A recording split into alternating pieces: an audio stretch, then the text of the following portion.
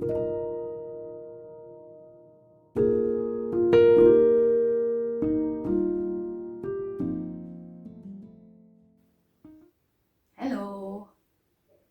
thank you for choosing to join me.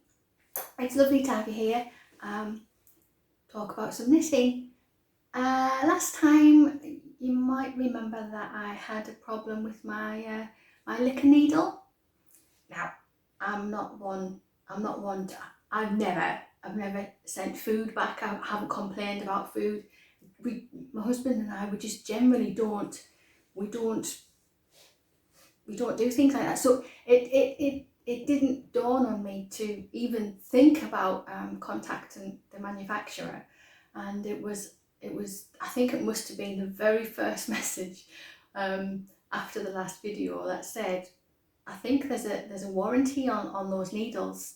Maybe you should contact the supplier. So I had a look, and yes, there's a 5-year warranty on it at least. I had a look on my online account. I get most of my bits and bobs from a wool warehouse, and I found that I bought that particular needle in the summer of 2020, so well within the 5 years. And I contacted Liquor through their damaged needle policy. A few clicks on their website, and what they wanted me to do was send the needle back. And I thought, well, postage for that was probably going to cost more than just replacing the needles. But thankfully they had an option where you can email photographs of the damaged needles, and then they will send them out, and they did. 12 days is all it took. They came from Germany. 12 days is quite good coming from other countries in Europe, given the Brexit situation here. That's good. I've had yarn from Holst take more than 2 weeks since Brexit, so that was really good. They got onto it straight away. So I have got my needles back in action, but that left me not able to do my Folksy sweater, and that also left me with not any easy, mindless project to do. But it all worked out in the end. I'm already too hot. I think it's going to be another one of those ones. Yeah. Oh, so what was I saying? Yeah, I didn't have a project to do, or rather a project to do where, you know, not needing much concentration. And that happened to coincide with my husband clearing out his wardrobe. And I think it's probably because I am doing the Billie sweater for him that he plucked up the courage. And I have mentioned it before that I'd knit him a jumper that he could hardly get over his head. And he did say, Michelle, I don't really wear this, I can hardly get it over my head. And I think he was thinking that he might hurt my feelings, but no, I was like, I can have the yarn out of that. And I knew, and instinctively, I knew what I wanted to do with it. So yeah, that's what I did with it. But there's a bit of a story to tell. So I spent hours one Sunday afternoon pulling all the yarn out, and I got about 600 grams out of it altogether. No, I didn't. Tell a fib. 250. No, 250. 500 grams altogether, because I'd getting 2 big balls of 250 grams each, and yeah, so I put them in balls, and then I skeined them up into 2 large, really chunky skeins, and I dyed them. Yeah, I dyed them very tentatively, because it was a cream. It was a cream that had too much yellow in for me, and not a nice cream for me. And I was after like a dusky beigey pink, and I think I got somewhere near it. Really, the amount of the dye I put in was just a tiny bit of the brown and a few even less of the pink. And here I managed it. So that was the yarn that I produced out of it. Now I don't own a ranunculus. I have made them before. My eldest daughter took a grey one that I was making. The ranunculus is a funny one for me because obviously initially being large breasted, it wasn't a pattern that would work for me. And yeah, there's increases for a larger bust now, but back then there wasn't, and it had always been off my radar. And then when I'd had my surgery, that was the first thing that I cast on really. I did it in grey, and I didn't get it finished for myself. It now belongs to my daughter. But I did the 3/4 kind of length slanted sleeves on it, and I didn't like it. I didn't like the I-cord kind of bind off on the sleeve. So when I've done mine, I've done a longer sleeve. Let's get it down, let's show you. So yes, you know all about the ranunculus, so I'm not going to go into very much detail. I am so pleased with. So what I did was, when I dyed it and dried it, oh dear, I'm all over the place. When I got those 2 large balls, I tied them into a magic knot ball, and then once I took it out of the skein, I then snipped the knots out and made lots of little 50-gram balls again. And I took a chance. I didn't alternate skeins, and I just thought, let's mix it all up. That's 50 grams of Aran weight wool isn't going to get me very far. Let's just try.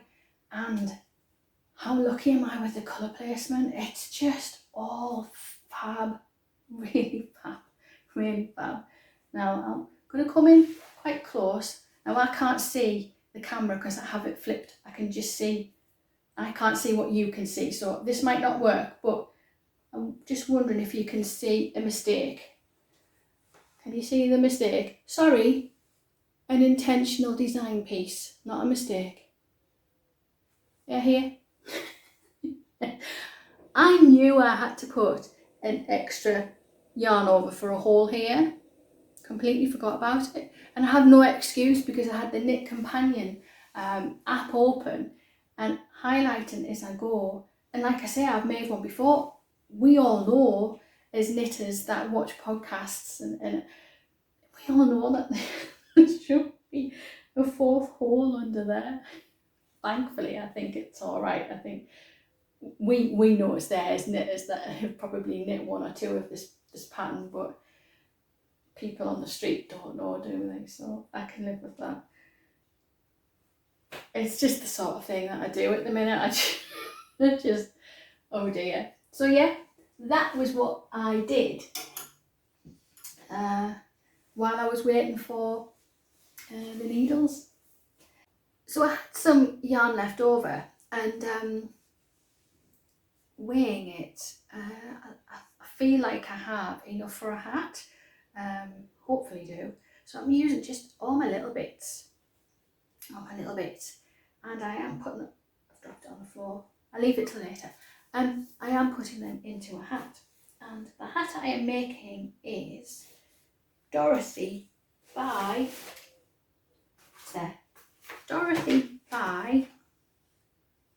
Claire Walls, and Claire is from the Foxy podcast.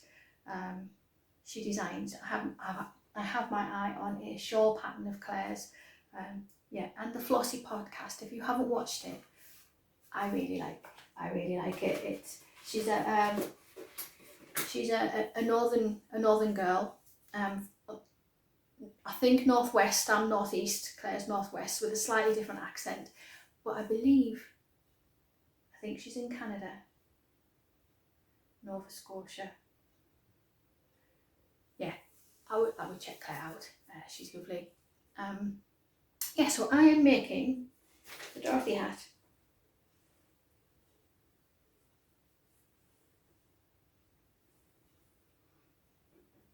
So that is something I'm working on at the moment. It is I should tell you actually, this is Drops Nepal. So that's a wool alpaca blend.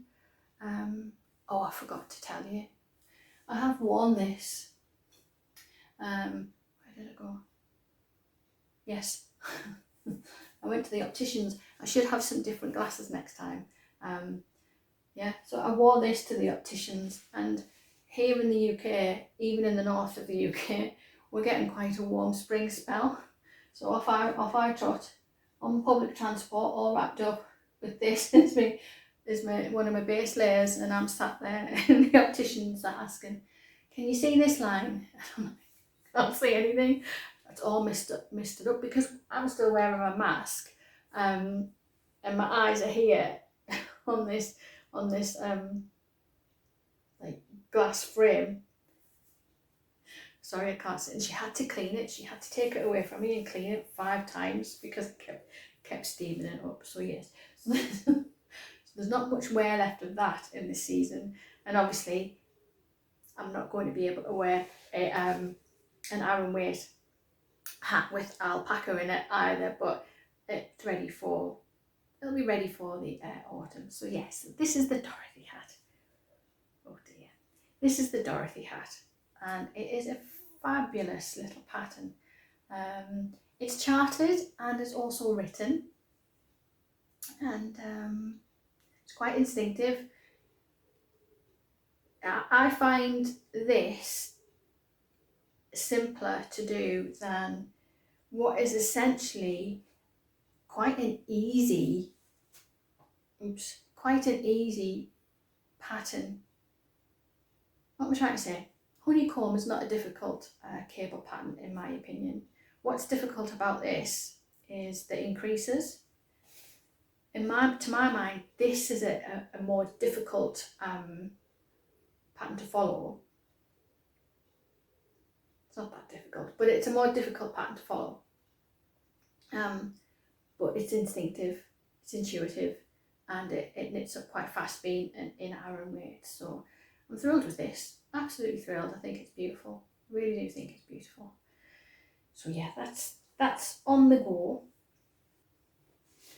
I have finished those socks that I was doing. I was doing a vanilla pair of socks, just my own favoured way of making socks for my feet, and I have gone through it before, so I won't again.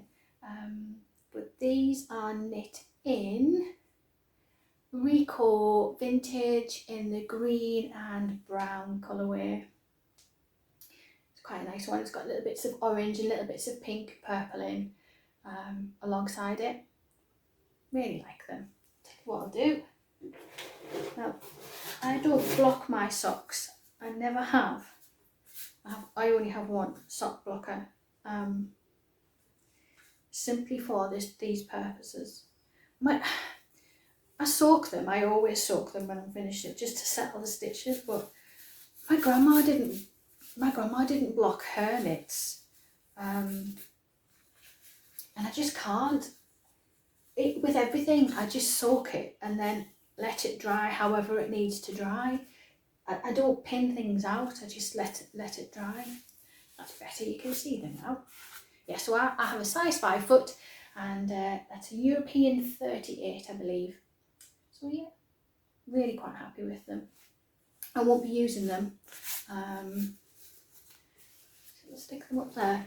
I won't be using them because this is not good.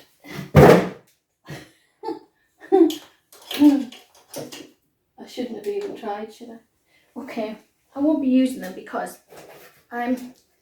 this is literally going to be a box of socks. What came in this? Oh, my green tea. My green kit. Yeah, sorry. What am I trying to say? I'm making myself a box of socks. So I'm not touching these.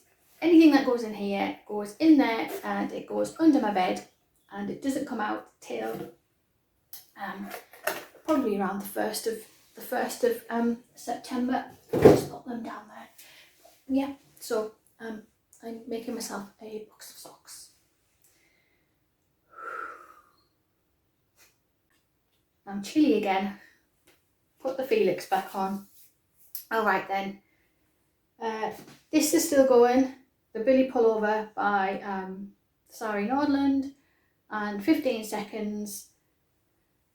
I am still on the yoke. I'm still on the increases. I'm not knitting on it enough. And when I do knit on it, I spend hours on it. I'm at this position where I am so far off for splitting for the sleeves. And when I do, I'll be much happier because it's the honeycomb, which I really enjoy making. And it is the, and then it's just moss stitch. So it'll be one chart and moss stitch. And I cannot wait. I'm at this peculiar position of now having to remember to do increases every second row, and the places where I increase isn't,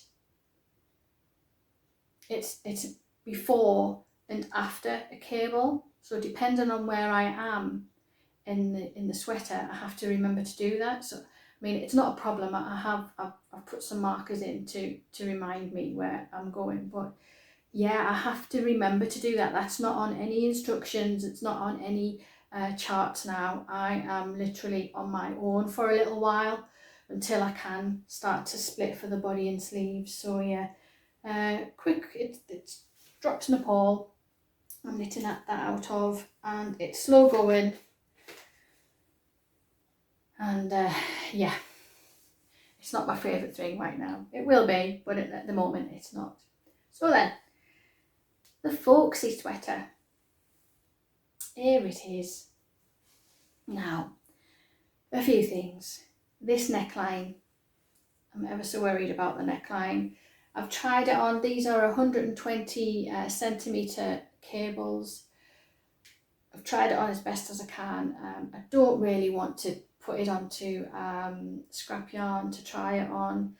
I'm going with it. I've seen the pictures. It is a low rounded neck. It is doing what it's supposed to do.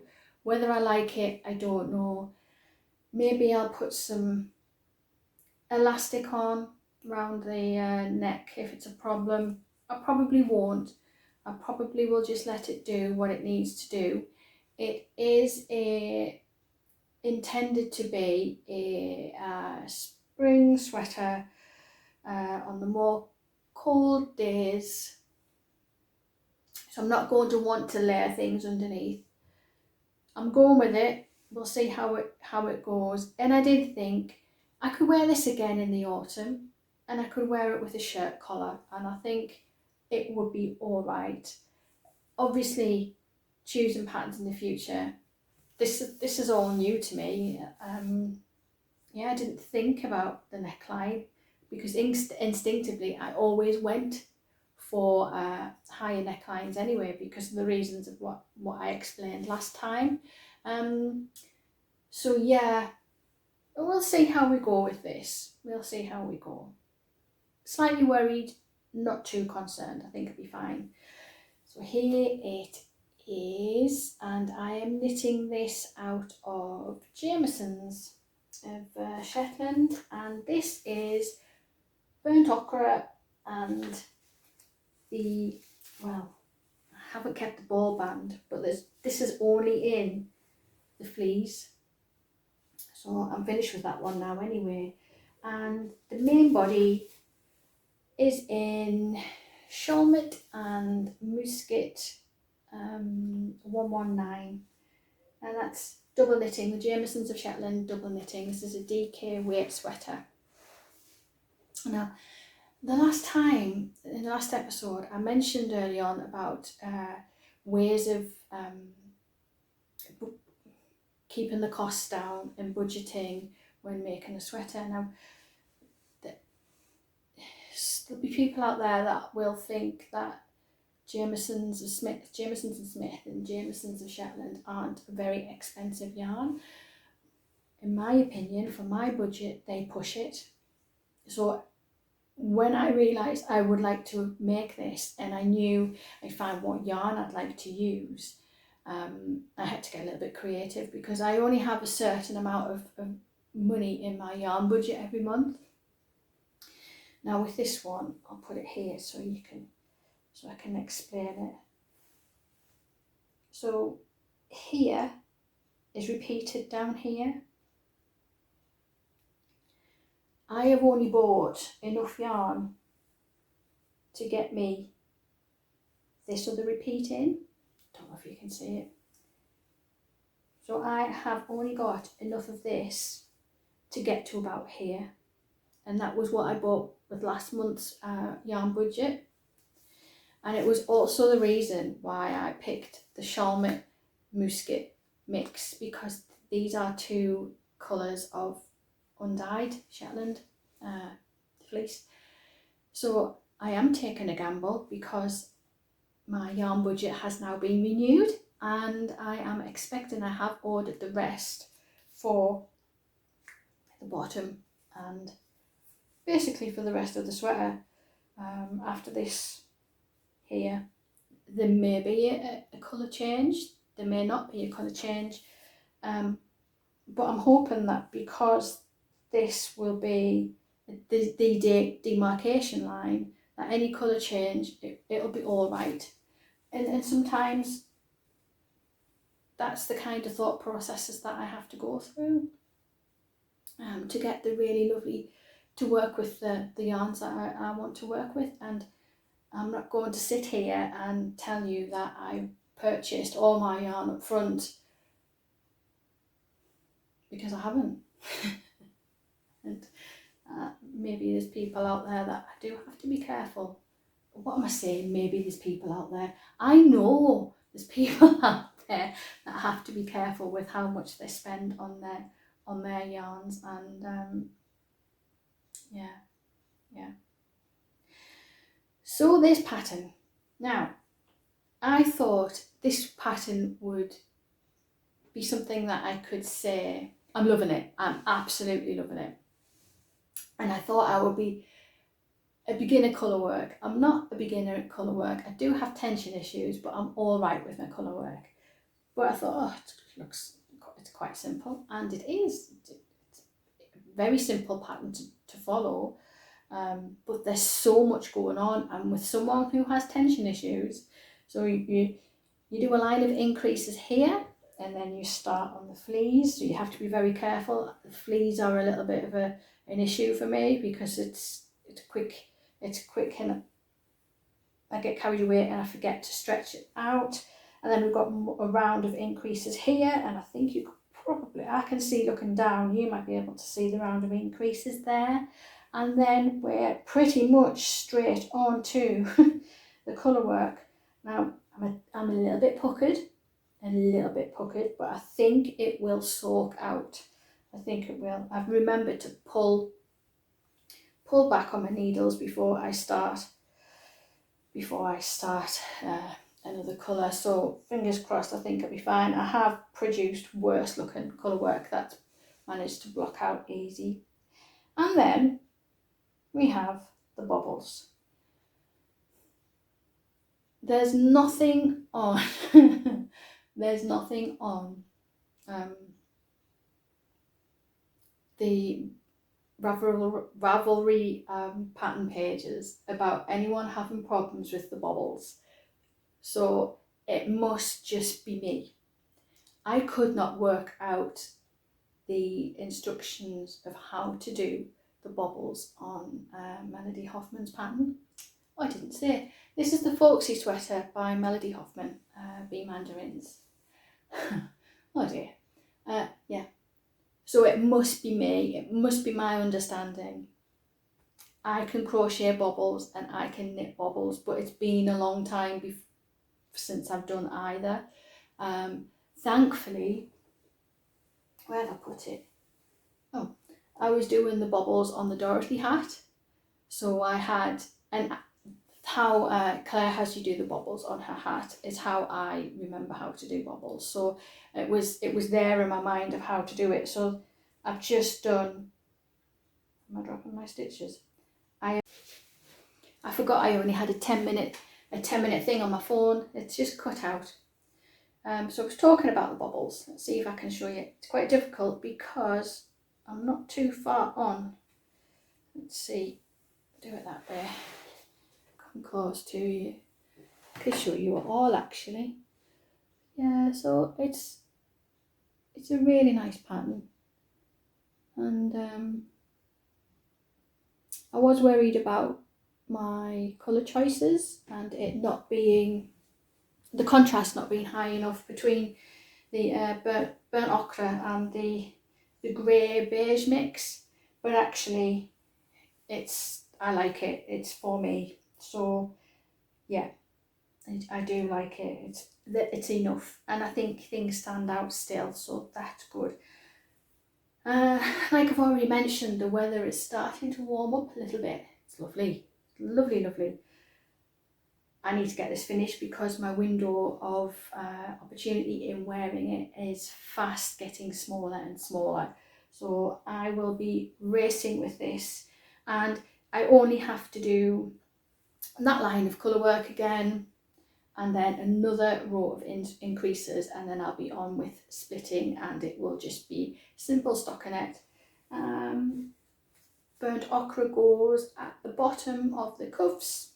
No, it doesn't go at the bottom of the cuffs. The burnt ochre is what I will use for the cuffs and the ribbing as per the pattern instructions. So yes, that's my Folksy sweater.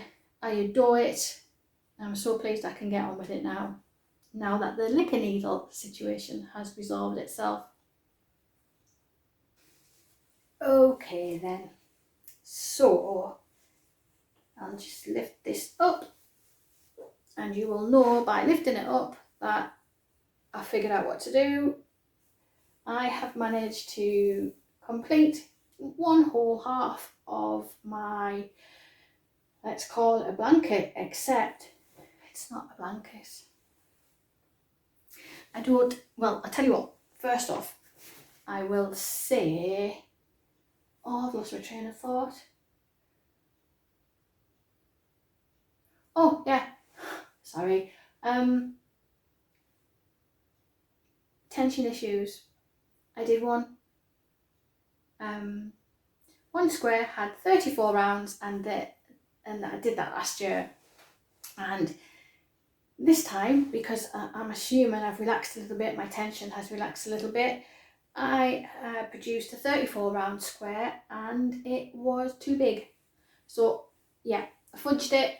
That was the advice. Thank you for the advice. Thank you for your different strategies.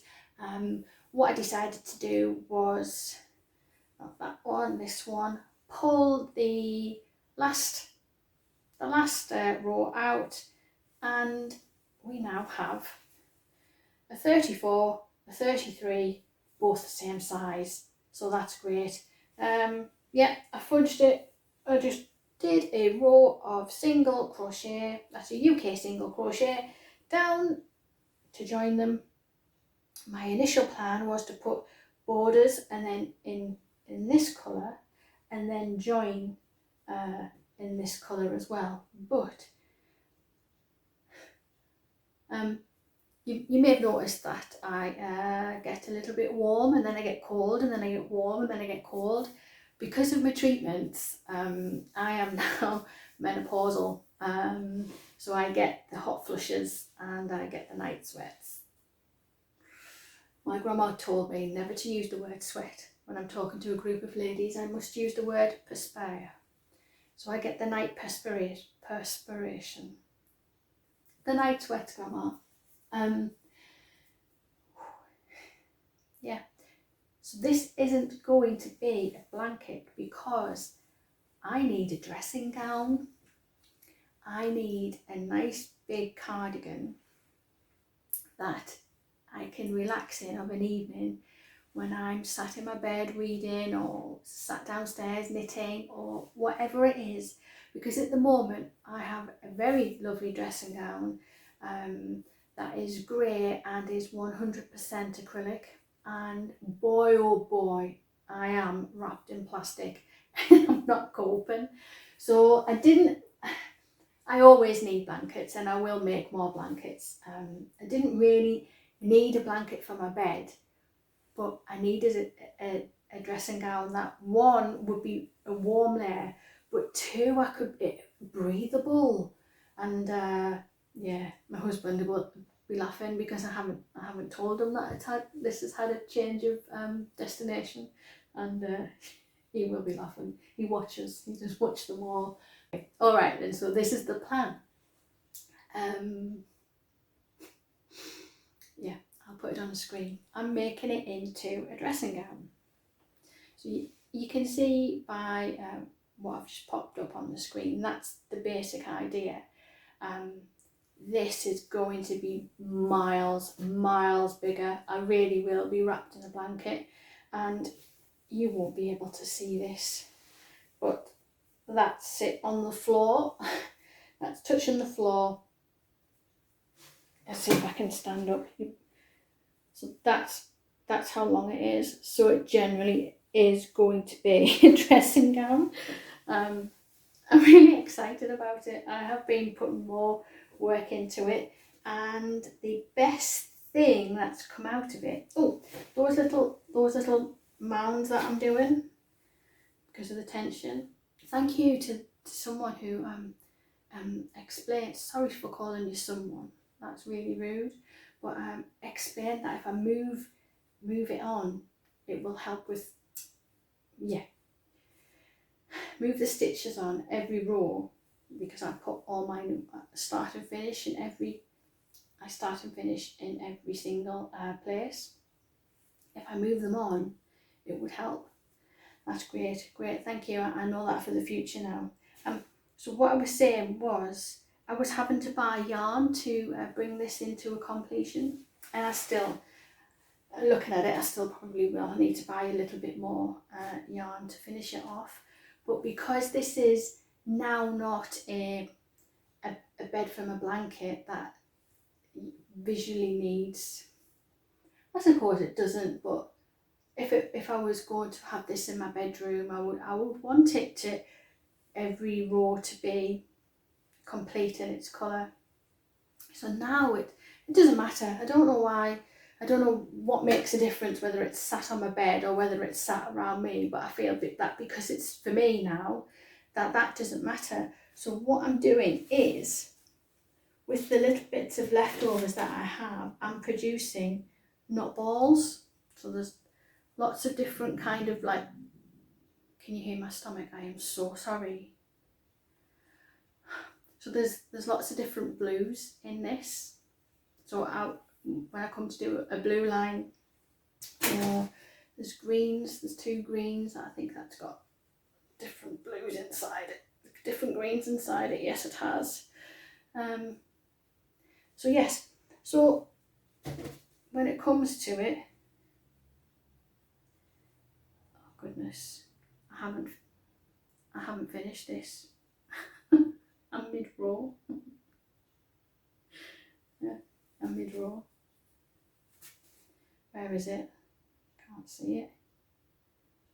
Where is it? Where is my row? Oh, there it is. So here's my pink row. And I ran out of that ready kind of pink, and I've just finished with another pink. See, I couldn't even see it. So that means that I'm going to be able to use, have as much zero waste on this blanket as I possibly can, because I can use every single end and it doesn't matter. Yeah, this is going to be so useful for me. Oh yeah, so that is how far I'm on with number 3, and that is number 4. So it's coming along, and now I feel like it has got a crinkle. I feel like it has, excuse me, I feel like it has a much more a needed purpose now. Yeah, this is ticking off. I'm the sort of person that everything that I own has to have its place, has to earn its place in my life and in my home. And that was going to be a bed blanket, and everybody needs bed blankets. But I didn't really need that bed blanket. I do have others. I need this, and that's making me really happy, really happy. You probably won't remember, even if you were with me a few years ago when I was doing this then. I was a beginner with the drop spindle, and I was enjoying it. It was a slow learning process, but I was getting there. And then obviously it was my intention, I remember saying I wanted to produce my own spun, hand spun, using the drop spindle, Shetland shifty, my own gardening jumper. And sadly it was just a week after that I got that horrible health news, and the treatments. So I've had, obviously, yeah, but I've also had radiotherapy on this side, and this is the side that I use to hold the drop spindle.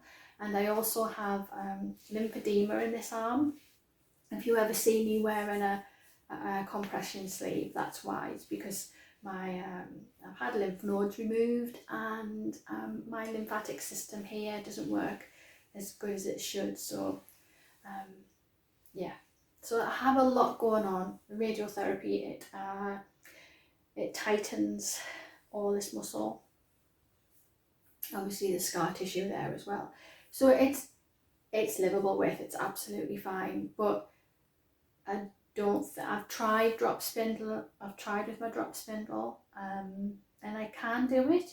It's uncomfortable, it doesn't hurt, but I don't have the control anymore. And what happened was I was just breaking off all the time, and I broke my spindle, and it came to the point where I had to make the decision, am I going to be happy doing this craft in this situation, struggle through it and invest in another, or do I just invest in another drop spindle, or do I just donate my fibres and appreciate the fact that I can still knit? And that's what I've done. I did donate my fibres, and I appreciate the fact that I can still knit. So my fibres went to my sister-in-law, because she produces things like this. Isn't that fab? I think it's lovely. This is destined for a wall in my new home. I will tell you, as an aside, you know how I was talking about a camper van? We were going off on our travels, and we were going to find a plot of land, and we were going to be off grid, and then life's different. Life's changed for all of us just now, and fuel is so expensive, and the world has changed suddenly in a matter of weeks, and there were so many reasons why we just needed to get settled. We need to we need to stop spending money on rented accommodation, and all right, we've got a house. We're in the process of buying a house, and it is a very old house. No, it's not a very old house. What am I saying? It's not an old house, but an elderly couple have been in there, so it's a dated house and it needs a lot of work. It's a bungalow. It has a south-facing garden, so I can grow my vegetables. And it's not in Scotland, it's not an island, it's in the northeast. It's right by where we love to be, in the northeast. And we've realised that, I'll say a little bit about peace and freedom in a little while, but the grass isn't always greener. So we're staying at home. We've got a camper van there.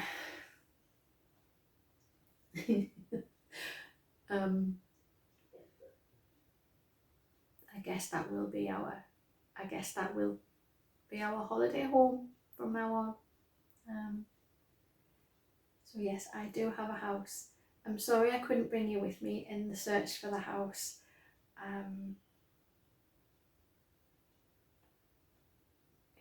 It just didn't feel like the right thing to do. I think we would have struggled being so isolated, and yeah, I'm waffling. I have this lovely felted picture in my hands. So all that to say, I know that I now have an entrance hall, and this is going up in my entrance hall because this, I say it was the dream. We are in this kind of environment, but we are in a very, very small village that has links to larger places. So we are not isolated. The introverts haven't gone in the middle of nowhere on a Scottish island, sadly. We are we are in a society, we are in a community, but we are still surrounded by this. I've just noticed something. These aren't houses, these are bungalows. These are one story. Okay, now I'm excited. So this was made by my sister-in-law, and it is going in my hallway in my new home. It came, I've got to be careful because her name's on here. I'll show you that side, I don't want to show you her name. So this is the mount. It's obviously got that on that side, and it has her name on the other side, on the fascia. So I need a new mount, and I had been planning on buying one until I've been settling myself this morning with everything out. I can actually make one with the backing card. I'll just draw around, make myself a mount. Sorted, doesn't need anything. And the frame, I have the frame. It's an old dated frame from a charity shop, and it is going to get the chalk paint treatment. So I will do that cream that I did with the lamp stand last time. I will do a base, I will put the crackle glaze on, and then when I get the grey, this will go in a similar place as the little lamp stand in my hallway. I already have a table for it. It's a table that my husband made for me for the sewing machine. It's just like a console table really. My daughter's using it. That will be chalk painted, I think, and that will be grey as well. So I think if my husband lets me. Yeah, so I'll be working on that and just bringing that round. And that brings us to the end. Where we're moving to is right smack bang in the middle of two UNESCO World Heritage Sites. No, not World Heritage Sites, areas of natural beauty. Like I say, the grass isn't always greener.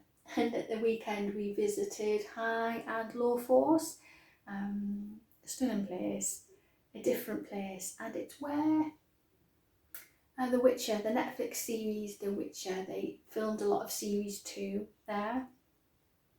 So that's just a point of reference for you if you know The Witcher. And as we walked around, I just took some footage of there's noise of the trickle of water, of the squelching of the mud, of the bird song. It was a beautiful sunny day, and I'm just going to pop it on the end of this video.